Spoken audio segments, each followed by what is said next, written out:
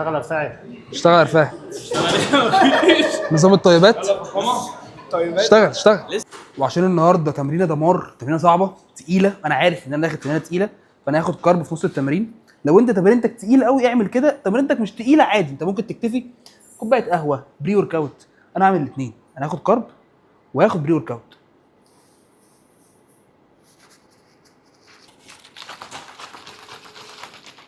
من اقوى واحسن البري ورك اوتس ممكن تستخدمها الكارب من ماخ والبري ورك اوت من ماخ. لو انت عايز اسيب لك الويب سايت في الديسكربشن، استخدم كود مانو 10.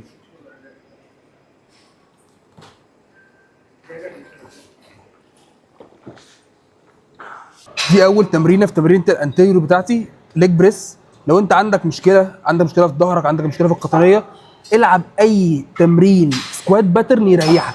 يعني عندك مشكله في القطنيه، مش لازم تلعب طعن، مش تلعب لانجز. اي تمرين سكوات باترن زي ده كده بالظبط، نفس هيئه السكوات، ركبتك بتتحرك، مثبت ظهرك، انت كده في الامان.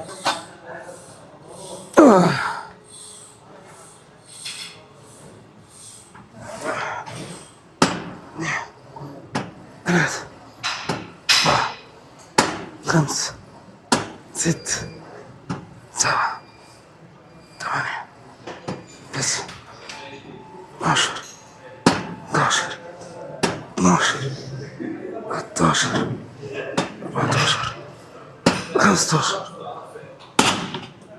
7، 8، 3 كمان، 9، 2 كمان، 10. لاست. نزل رجلك بعد كده شويه، ما تزقش بايدك، ما تزقش بس. مفيش حاجه اسمها احسن تمرين واوحش تمرين. مش معنى ان انا لعبت انتيريور بوستيريور او لقيت مدرب بيلعب انتيريور بوستيريور تلغي النظام اللي انت كنت ماشي عليه مع انك كنت محقق نتائج كويسه. ما تقلدش وخلاص. كده انت مظبط الفوليوم بتاعك وعدد مجاميعك صح، مظبوطه ليك انت، والانتنستي بتاعتك وجوده التمرين مظبوطه، وبتركز على نقط ضعفك وبتلعبها في اول تمرينتك، ما تركزش في الاخر. العب باي مسمى، بوش بول ليج، انتيريور بوستيريور، ارنولد سبليت، مش فارقه المسمى، المهم انت بتلعب صح وعارف بتعمل ايه ومظبط الفوليوم بتاعك صح.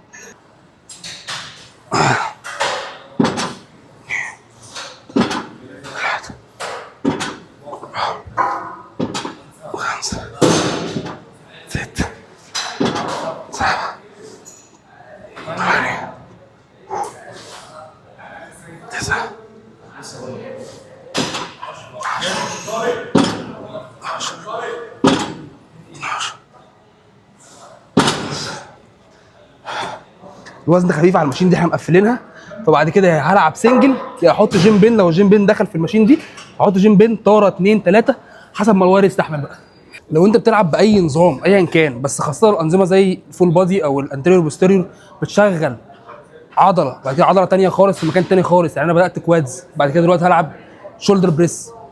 فانت مش منطقي انك تسخن الشولدر بريس قبل الكوادز وتيجي تلعب مجموعه شغل على طول مثلا بال 40 كيلو او ب 50 كيلو او ايا كان انت بتلعب بوزن كام. مش على طول، لازم تسخن. اركن تسخين الكتف الاول، سخن في وقت مجموعتك. هنخش كمان شويه مثلا بايسبس، فانا مش سخن بايسبس في اول التمرينه، من ساعه الا ربع بسخن بايسبس واخش بايسبس على طول، مش منطقي. فسخن. انا دلوقتي لعبت 15 ودي 20، دي تاني مجموعه. ممكن اخش بعدها 40، دي بقى الوركينج سيت بتاعتي. 40 45 او 40 50 حسب ما اجيب ال 40 كام.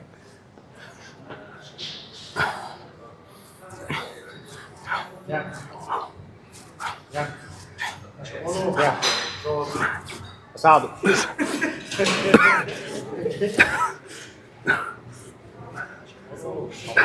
بس دي كده وركينج سيت، مش تسخين خلاص، ما كانش تسخين. انا هناول لك واحده. ماشي.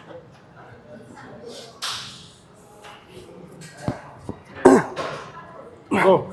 بسم الله. 1 2 3 رجوله 4 5 6 7 امور. لسه في 45 بس تراك ولا 45.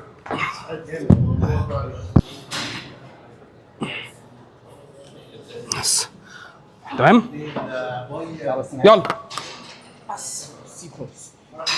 واحدة كده قدام كوعك شوية، 2 كوعك سنة قدام، 3 أحلى، 4 5 بلمسة، 6 7 8 8 ما تعمليش كده يعني، اسند قدمتك على البتاع.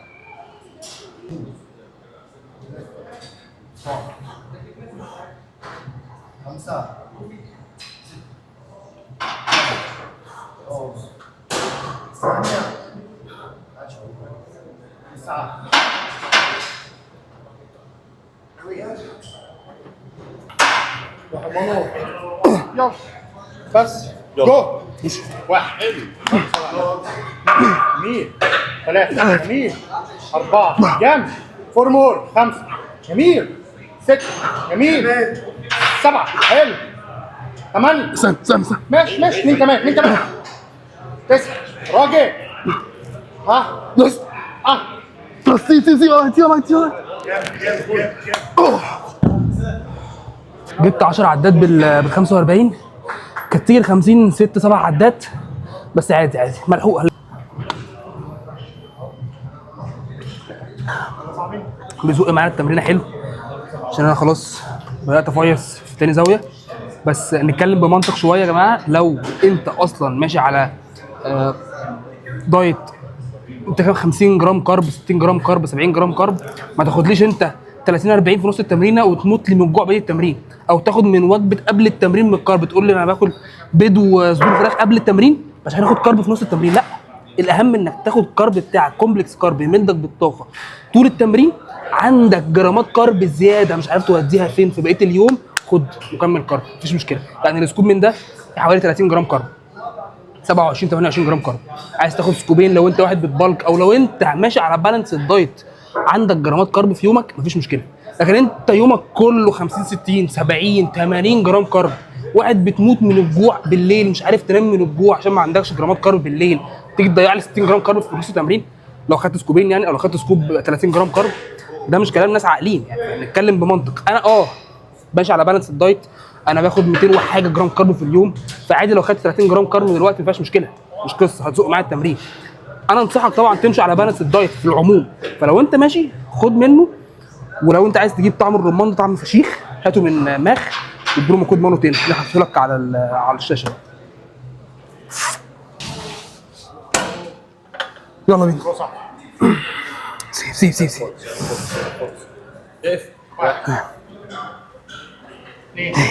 رجولة، ثلاثة راجل، أربعة 5 6 7 اللهم صل على النبي، 8 جو، 9 راجل. بس مش خفيفة أوي الجهاز ده. مش خفيف قوي لا، يعني مش خفيف قوي لا بجد. ادكشن ولا ادكشن ابعاد. انا سامع ان في قلق ما بين، معرفش صراحه مين مع مين ومين مش مع مين، انا هكلمك بمنطلق ان انا بحبك وبنصحك. قلق ما بين ان انا العب فلايز ولا العب بريس في الشيست، وانهي احسن، وناس تقول لك ده وناس تقول لك ده، ويعني انت مشتت مش عارف تلعب ده ولا ده. يا جماعه وظيفه الشيست شغاله في اي تمرين شيست. بتلعب فلايز على البتر فلاي، بتلعب بريس دمبل، بتلعب بريس ماشين، وظيفه الشيست واحده. هي ايه؟ حاجه اسمها هوريزونتال بالعرض، ادكشن بتقرب. زمان من 5 6 سنين كده وانا ببدا اتعلم الحركات كنت بقربها، يعني بتوع صيدله وعلوم والكلام ده هيبقوا فاهميني اكتر. سوباينيشن دي اسمها سوباينيشن، ودي اسمها برونيشن. السوباينيشن كنت بقول ايه؟ سبحان الله. فربطتها لحد دلوقتي من 6 سنين بقول لك انا حفظت ان دي سوباينيشن. الابدكشن والادكشن، ابدكشن بتبعد، فابعاد طبعا ده عبط يعني بالنسبه لناس كتير، بس انا عشان اقرب الموضوع في حتى ايام الكليه كنت بعمل كده. ابدكشن ابعاد، ادكشن انت بتقرب، وهوريزونتال طبعا معروفه هوريزونتال يعني بالعرض، هوريزونتال ادكشن. فانت لعبتها فلايز، لعبتها بريست، لعبتها دمبل، واحد. الفرق ايه؟ الفرق في ان في الدمبل او في البريسات عامه التراي شغاله معاك كعضله مساعده، وبتتحسب باندايركت فوليوم من ربع النص مجموعه. في الفلايز لا، انت بتفصل التراي، عارف زي ايه؟ قلت لك في الفلوج اللي فات كده، في تمرين مثلا الالياك وتمرين البول اوفر، ايه الفرق؟ مفيش فرق. وظيفه اللات شغاله واحد، مفيش فرق بين الاثنين. فرق ان انت في البولوفر انت فصلت كوعك، لكن في الالياك انت مشغل كوعك، فالباي شغاله كعامل مساعد، كعضله مساعده من بعيد. برضه بتتحسب اندايركت فوليوم من ربع لنص مجموعه. فلعبتها بريست، لعبتها فلويد، الشيست شغال وشغال كويس وشغال بشكل فعال، وهتعمل عضله محترمه سواء لعبتها هنا او لعبتها هنا. بس تبقى عارف معلومه ليك وللزمن ان في البريستات الترى شغاله شويه كعضله مساعده، لكن قصادها خلي بالك هتلاقي نفسك بتشيل اوزان اعلى. يعني انت عمرك ما تشيل في فلايز قد ما تشيل في البريستات.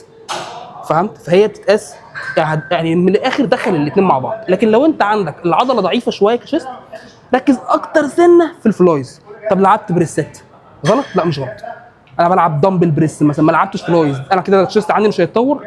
هو مش بيقوم بوظيفته يا ابني؟ بيقوم بوظيفته صح؟ يبقى هيتطور. يلا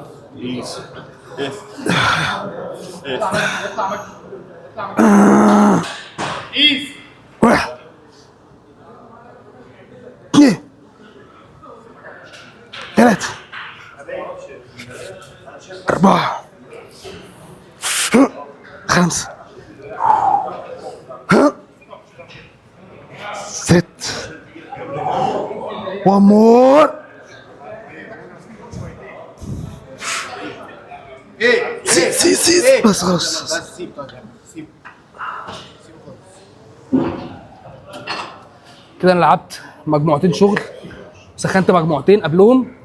زي ما بقول لك سخن كويس قوي قوي في كل عضله بتلعبها عشان تعرف تخش مجموعه الشغل بتاعتك وانت مطمن، شايل هم من دماغك حوار الاصابات. دي تاني مجموعه تسخين لاترال ريز بالدمبل، وده مش وزني لسه، لكن هسخن ممكن اجيب لي مثلا 12 عده 15 عده.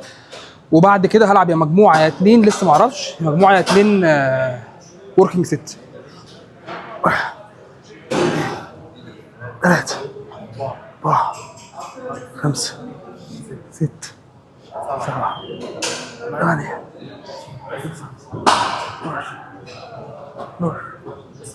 12. طبعا هو لسه فيه، بس عشان انا بسخن لسه فما تهلكش نفسك وتوصل للفيلر في التسخين، ده مش منطقي يعني.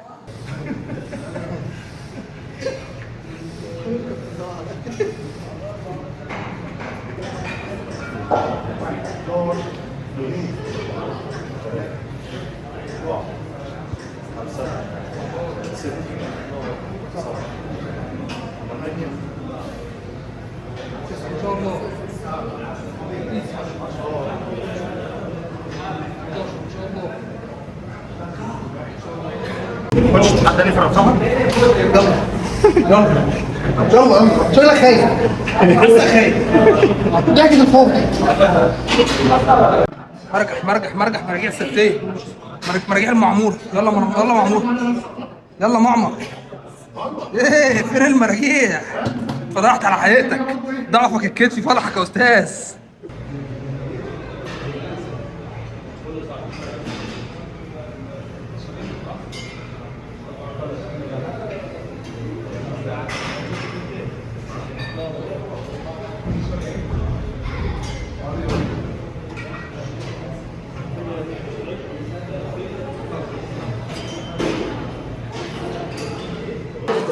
اول مجموعه تسخين انكلاين فلايز 12 عده، وهبقى سايب مثلا 10 عدات في التانك ولا حاجه. زي ما قلت لك التسخين كده كده ما تفليرش فيه ولا تقرب حتى للفيلير.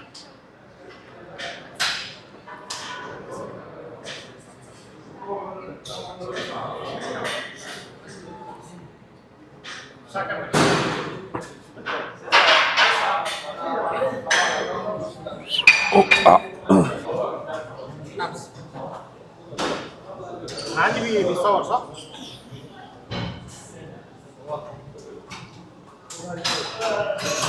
فاكرني هسيبه ياخده مني من غير ما اخده ترجعه تاني.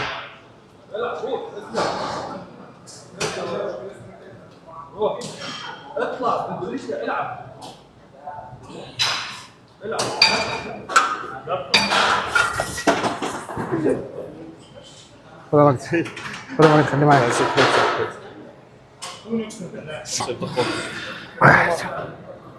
واحد اثنين ثلاثة أربعة خمسة جميل ستة راجل سبعة حلو قوي. 8 جميل. كمور 9 جميل يا بابا. الله اكبر. ها هي دي. سيبه هلعب مجموعه كمان. المفروض دي كانت الاخيره.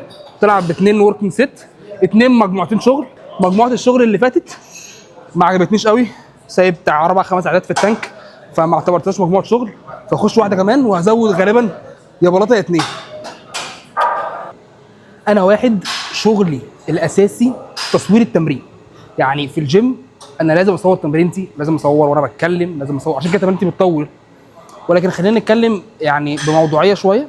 الجيم اصلا مش مكان للتصوير.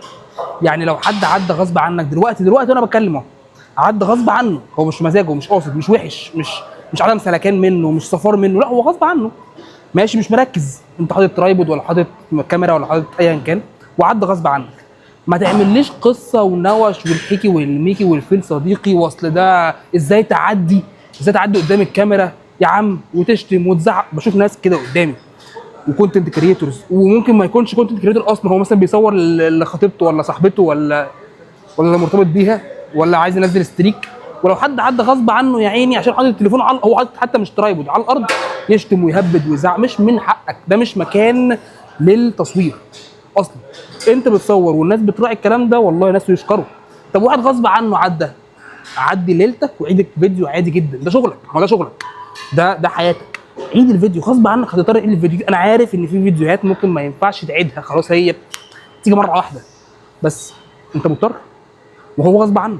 لو عدم سلكان منه بقى ده كلام تاني، يعني هو قاصد بقى يزاولك ده كلام تاني بقى، قصه تانيه. ولكن انا بكلم اغلب الناس مش هتركز ان انت حاطط حته بتاع ترايبود ولا مثبت التليفون في حته وبتصور. مش كله مركز معاك، يعني هو مش كله قاصد يزاولك. استنى انا ازود؟ لا تزود؟ صور. استنى عشان اصور. زود كام؟ انا شايف انت بتزود. هو خد واحده صح؟ طب شوف عن الضوي؟ عند المكان عايز تحطها ازود ولا زي ما هي؟ براحتك، عايز تحطها انا شلت واحده.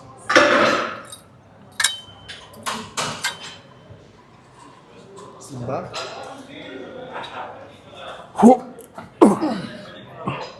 يلا سيب يلا ان شاء الله. واحد. لا خلاص هو كتف اليمين ابن 3 4 5 6. بص سيب واحد جميله مونو. اول ما تخلص قول لي هاخد منك الوقت. الاخيره دي اخيره. يلا سيب خالص يا سيب خالص. بعد ما خدت 6 فلايز 2 بريس وواحده بارشل ريبس كده ابسوليوت فيلير، مفيش فيلير بعد كده. ده اللي كنت بقوله لك من شويه. التراي بتخش كعضله مساعده، بس انت خدت بالك دخلت بقد ايه؟ يعني بعد ما فليرت المجموعه الثالثه شغل، لو حسبنا اول مجموعه اللي هي جبت فيها 10 عدات دي وقبلها مجموعتين تسخين، ساعدت بقد ايه؟ مجموعتين ونص. التراي ساعدت معايا بمجموعتين ونص. فده الفرق بين الفلايز والبريسات. لو بداتها بريسات من الاول استحاله العب بنفس الاوزان دي، هتلاقي اوزان اعلى. فعشان كده بقول لك ما تشغلش بالك بالحوار ده قوي، ادمج ما بين الاثنين في تمرينتك، دخل شويه فلايز وشويه بريسات، وكده وظيفه الشيست شغاله هنا وهنا. في الليج اكستنشن لو الماشين عندك بتبدا من قدام شويه، هات مات وحطها هنا بحيث ان انت تزود المدى الحركي، بس الماشين دي كويسه يعني في حته المدى الحركي بصراحه، فمش محتاج اجيب مات. الحاجه الثانيه والاهم، ليه برجع الكرسي ورا قوي كده؟ عشان الكوادز 4 عضلات، منها عضله الريكتس فيميوس بدايتها الاوريجن بتاعتها من الحوض، فكل ما ترجع ورا اكتر كل ما هتشتغل معاك احسن في وضع الاستطاله.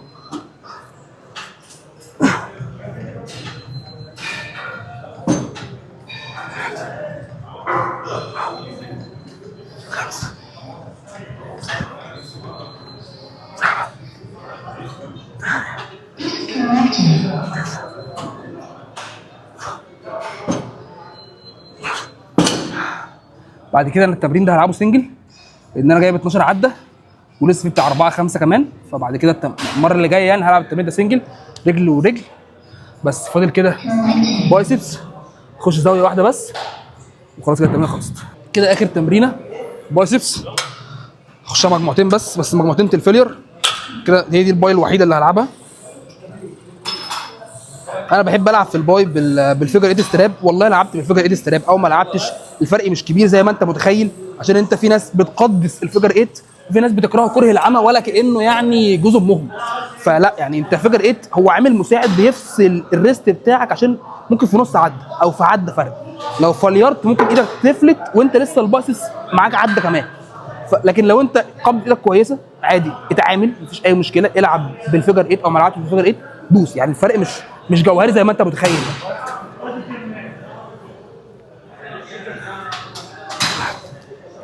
اثنين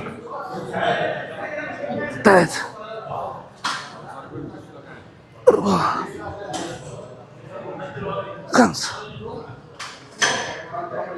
ستة سبعة. لسه انا فاضل لي الايد اليمين بس. خلاص كده التمرين خلصت. هروح بقى اوريكم وجبه بعد التمرين عامله ازاي. لسه مش عارف حقيقه اكل ايه بعد التمرين، بس اتمنى الفلوج النهارده يكون عجبكم. عايز اقول لكم ان احنا يعني مدمنين الى حد ما على الجيم كله بسبب حوار الاغاني ده.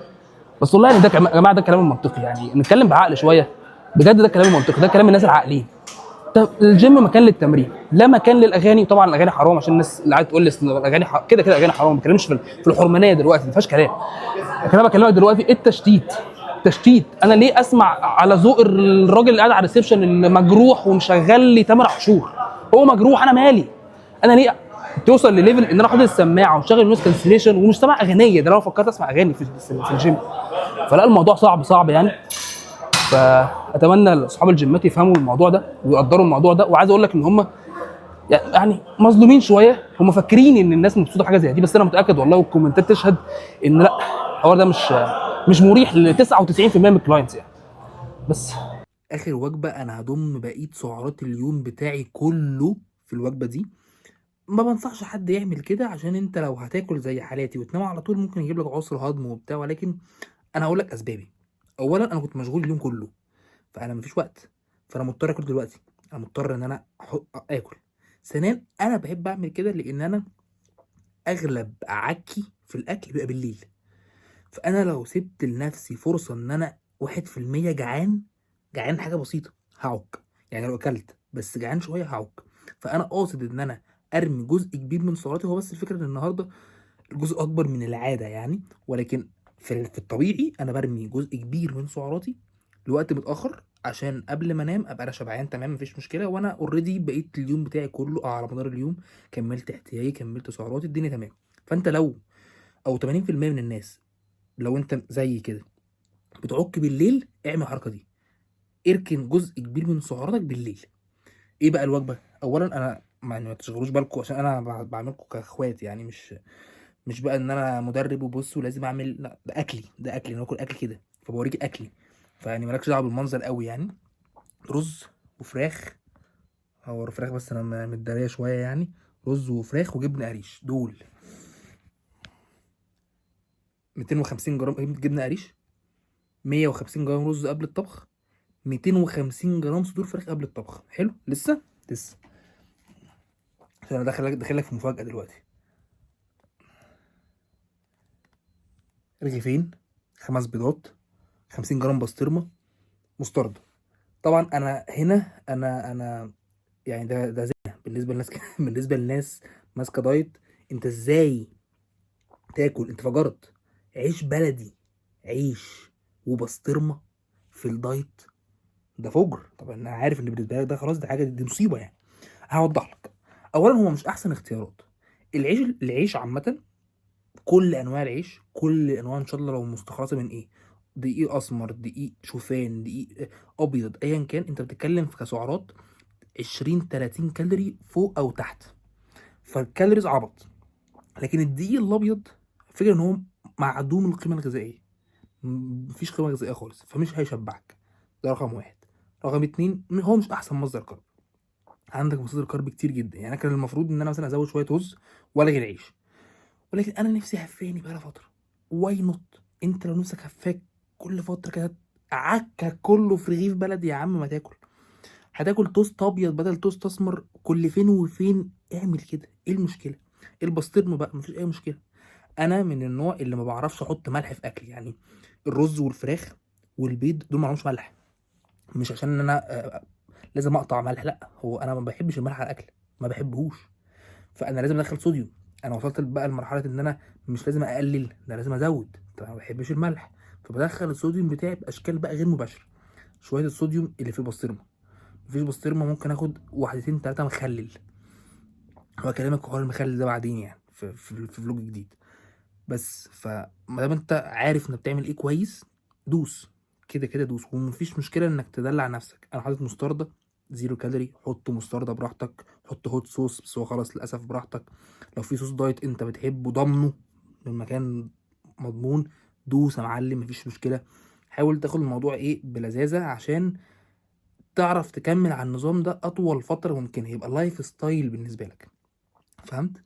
المهم دلوقتي، لو عجبك الفلوج اعمل لايك وسبسكرايب وسيب كومنت برأيك، لان الحوار ده بيفرق معايا انا جامد، سواء اللايك او السبسكرايب وانك تشغل الجرس ده بيفرق جدا على فكره فوق ما تتخيل. وانا في العادي بحب اسمع ارائكم خاصه على اليوتيوب، بشوف كومنت لان انا مش هقول لك جديد، ولكن لسه راجع له، لسه بادئين الفلوجات، فكل رأي انت بتقوله مهم بالنسبه لي. هتعلق على الصوت، هتعلق على الاضاءه، هتعلق على معلومه معينه، هسمعها وهنفذها في الفلوج اللي بعده على طول. فسيب كومنت وسلام.